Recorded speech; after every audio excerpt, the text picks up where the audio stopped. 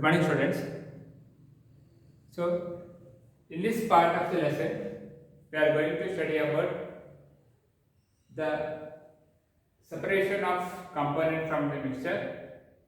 The next part of the separation of component of the mixture.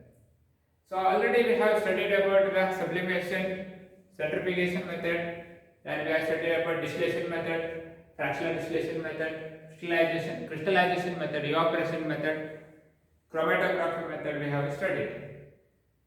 So the next part we are going to study about the separation of the components of air. As you know that air is a mixture of many gases. Air is a mixture of many gases. Already we have studied about the air. So air is a mixture of oxygen, carbon dioxide, then nitrogen. Then we have other gases like noble gases, H2S, hydrogen sulfide. Like that, many gases are available in the air. If we take all these air components of air, is very important for our life. So you learned already in the primary classes. You have learned again this year. We are going to learn about the importance of these components of air again. We will not go to the components, uses of air. Directly we will come to the components, how they are separated, how the nitrogen is separated, how the oxygen is separated, how the argon is separated. Like this we are going to learn. So this is the setup for the equipment or the picturized diagram of separation of components of air. So here there are some units. This is one unit, this is one unit, this is one unit, this is one unit, and this is one unit. So this is the setup of the separation of component of air. In this setup you can see here there is a first there is a filter. So filter is that which filters the impurities present in the air. It may be like dust particle or any type of unwanted material other than gases are removed here in the filter. The air is filtered and all the impurities are filtered over here. After that, the air is sent to the another unit. This unit is called as compressor. This unit is called as compressor. In this what happens is the air is compressed. Air is compressed in this chamber. When air is compressed, what happens here? The temperature reduces. Temperature reduces here. Understand? Temperature becomes high. So when temperature becomes high, what happens is the air become very hot. So because of compression, when you compress, the pressure increases. Similarly, the temperature also increases here. So temperature also increases here. Because of that, the air becomes hot compressed air. And this hot compressed air is carried to the next unit. This is like it's a condenser. So it does the role of the condenser, you can tell. Means we can call it as heat exchanger. So here the heat exchange process happens. How heat exchange? What is meant by heat exchanger? Inside this heat exchanger, you can see here there is one more pipe which is bent. See here, the pipe is bent over. Inside this heat exchanger, one more pipe is bent over here. So from here, the cold water, highly cold, very cold water is sent in this pipe and it will be circulated in this pipe inside like this. The hot compressed air, when it comes to this heat exchanger,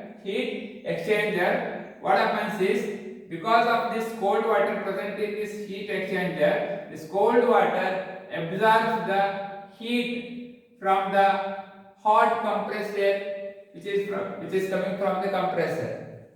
which it will absorb all the heat from this. It will absorb the heat from this. So why this? So I ask one question over here. Why this? The pipe is here bent. Why this pipe is bent? Just tell me the answer for this. You think over this question and answer later. So if you have any doubt, you can just call me back. So why this bent is there? You can just tell me afterwards, or you can just put a message in the link, or you can just put in the message in the WhatsApp or the YouTube channel. So why this tube is bent? So here the cold water is passed, and when this hot compressed air is in the heat exchanger, whatever the heat is there in the hot gas will be absorbed by this cold water which we sent over here, and the hot compressed air become cold compressed air, cold compressed air. So we'll compress it. So when it is it's compressed now, then heat exchange happens here. So then it is sent. Now the hot compressed air converted into cold compressed air. Cold compressed air is carried to the next unit. Here what happens is, due to the compression and the temperature is very low, the carbon dioxide which is present in the air, it is 21% of carbon dioxide which is present, carbon dioxide which is present over here. So that is converted into solid carbon dioxide, and it is collected in this outlet, and it's called as dry ice. You know that carbon dioxide directly supplements without going to the liquid state. So here dry ice we collected, and further the hot air is carried to the next chamber, that is fractional distillation chamber. Before that, here what happens is, when the air is carried, when the cold compressed air is carried, and from the small outlet, it is thrown, or it is sent to a large chamber. Here expansion happens. Here it was compressed here it was compressed, and here expansion happens. Try to understand, here expansion happens. I told you here, when we compress here, the temperature increases. When we allow to expand, when you allow the expansion of air, here the temperature reduces. When temperature reduces, and it is carried to the fractional distillation tower. So here in a fractional distillation tower, there are chambers like this. The cold compressed air is now allowed in the fractional distillation tower. Here what happens? You know that nitrogen and argon and oxygen, different component of air is collected. Here they have shown about the oxygen here. So as you know that oxygen is one of the life-saving gas which is used in the hospitals in an emergency condition to provide oxygen to the patient when he is unable to breathe properly. So now the situation is, see, the COVID situation is there, COVID-19. COVID-19 is a respiratory problem, disease which is connected to the respiration. Here people who are aged or elderly person, if they suffer from COVID and their immunity is very less, then what happens is their breathing problem variation happens. That's why we have to give the external oxygen to them by some machines, ventilators or cylinders. So the cylinders are there, no? By cylinders they give. In the cylinder actually the gas is collected in a liquid state because air is having a large volume, so we cannot fill that in the form of air. That's why it is converted to liquid and it is filled in a cylinder. So as here it has the cold compressor comes over here. Due to here the expansion of gas, here the temperature reduces. Temperature becomes more. When temperature, the temperature becomes variation of temperature happens here. What happens here? The air enters here, the cold air enters here, and it becomes a little bit hot air. I told you here expansion happens because of the temperature reduces. So when temperature reduces, what happens here? It reaches its boiling point. The oxygen reaches its boiling point. So boiling point of oxygen is minus 83. It is converted to liquid state now. So liquid state and it is, this is the boiling point of oxygen minus 183, but this whole system is maintained at a temperature of 184, because if it is less than, it will start evaporating, gas will start evaporating, this liquid will start evaporating. So 184 degrees Celsius, this is maintained. So then the oxygen is collected in a liquid state here, and here the other gases like argon may be or nitrogen may be, it is collected in different chambers like this. We can separate them, but they are collected in not in liquid form. They will be collected in gaseous form only. If you want to collect a liquid state, again we have to change the temperature over it. The temperature has to be set to collect the different components of air in this setup. That we have to do. And if you take all the three, the difference between boiling points here, the difference between boiling point is 20 Kelvin like. So the difference is 20 degrees Celsius if you take, between that it will be there. That's why the fractional distillation method is used over here. Fractional distillation method used over here. I hope you are getting my point. This is how the air components of air is collected on the basis of the boiling point. I hope you are getting my point. If you don't understand anything, please call me back or you can put a message. This is about the separation of components of air. So next we will move to the purification of water. See here. So have you know that drinking water? Before drinking, we have to filter or purify the water to avoid some diseases. That's why this has to be done. So say city municipal will send the drinking water to every house. Before that, they will filter it. They will go to the purification process and they will purify it, and lastly they chlorination. They do the chlorination process. Chlorination is done. After the chlorination, it will be sent to the different houses.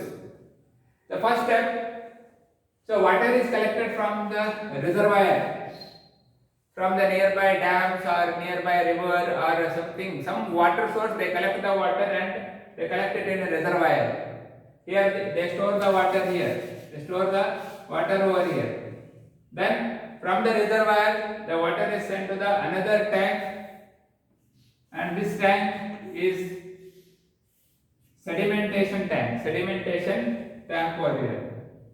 This is sedimentation. Here the water is allowed to store for some time, so that all the impurities like muddy impurities will settle down over here. Impurities will settle down here. That is called as sedimentation.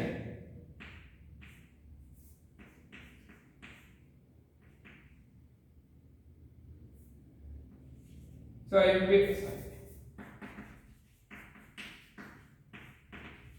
impurities will be there.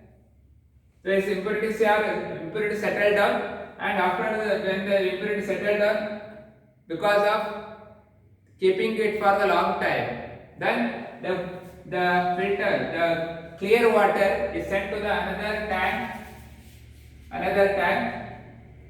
and the next process is called as loading. Here, what happens? Potash alum is used. Potash alum is put in this loading tank. When you put this potash alum, what happens? It coagulates all the impurities, muddy particles. It collects all the muddy particles and impurities, and it will settle down over here. This will be made by potash alum. It is a natural occurring mineral which is used in the purification of water. This coagulates all the dust particles, all the muddy particles like clay, like soil which is dissolved in the water. It collects all, coagulates, and it will be settled down, and the clear water is sent to the another tank where actually the filtration happens. Here the water is allowed in this tank. In this tank there is a layers of gravels and sand. See, the gravels, small stones, gravels are there. So large. Here the gravels and sand such a way arranged like they make a different layers. The larger stones are put in the bottom, and after that still smaller, then still smaller, and then still smaller gravels, and lastly the small granules, and lastly they put the sand. Like this it will be there. The water which is stored over here, slowly it starts moving over here. When it starts moving over here, all the impurities get settled down in between these rocks and sand, gravels and sand, and only the pure water will reach the bottom. All the impurities will be settled down at the top. Then the pure water is sent to the another tank here. This is the final stage of purification of water. Here what happens is they put chlorine gas over here. They pass the chlorine gas to this water. Chlorine is slightly poisonous in nature. It will kill the microbes present in the water, and it purifies the water. This is the last step in the purification of drinking water. The chlorine is a poisonous nature, slightly poisonous it is. So it is sufficient to kill the microorganisms which are present in the water. Then after this, the water is sent to the different houses, different homes, or different for domestic uses to different areas in the cities, and it will be distributed. The water will be distributed like this. This is the purification of water. So we have finished here two concepts. One is separation of components of air, and one is purification of drinking water. If you have any doubt in this, please contact me so that I can reply you. If you have any doubt, you can just put a message so that I can reply you. I hope this part of the video you understood. With this part, the second lesson, that is matter around us pure, is completed. Thank you very much for listening. Thank you.